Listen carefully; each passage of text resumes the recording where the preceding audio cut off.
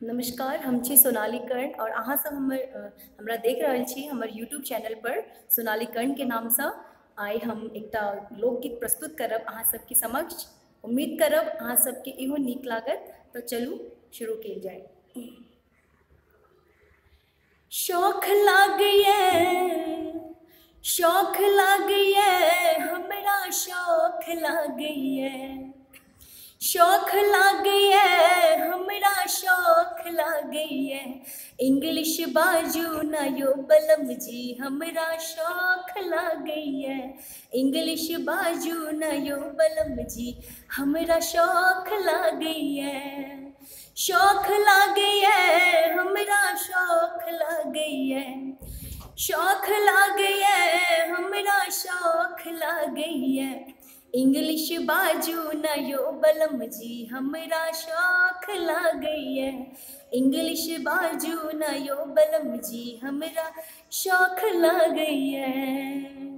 माता जी के मदर कहबन पिताजी के फादर, माता जी के मदर कहबन पिताजी के फादर, हमरा कहब अहाँ कहब माय डियर हमरा शौख लागैए, हमरा कहब अहाँ कहब माय डियर हमरा शौख लागैए, इंग्लिश बाजू ना यो बलम जी हमरा शौख लागैए,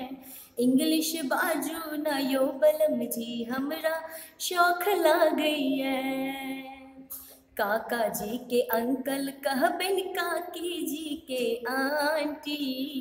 काका जी के अंकल कहबन काकी जी के आंटी,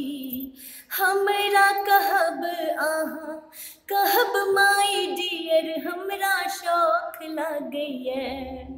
हमरा कहब अहाँ कहब माय डियर हमरा शौख लागैए, इंग्लिश बाजू ना यो बलम जी हमरा शौख लागैए, इंग्लिश बाजू ना यो बलम जी हमरा शौख लागैए,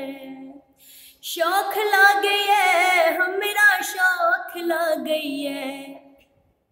शौख लागैए हमरा शौख लागैए, इंग्लिश बाजू ना यो बलम जी हमरा शौख लागैए, इंग्लिश बाजू ना यो बलम जी हमरा शौख लागैए। भैया के ब्रदर कहब बहिन के सिस्टर, भैया के ब्रदर कहब बहिन के सिस्टर, हमरा कहब अहाँ हमरा कहब अहाँ कहब माय डियर हमरा शौख लागैए,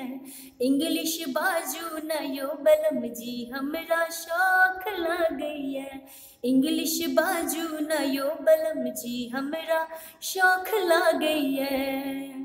शौख लागैए हमरा शौख लागैए, शौख लागैए हमरा शौख लागैए, इंग्लिश बाजू ना यो बलम जी हमरा शौख लागैए, इंग्लिश बाजू ना यो बलम जी हमरा शौख लागैए।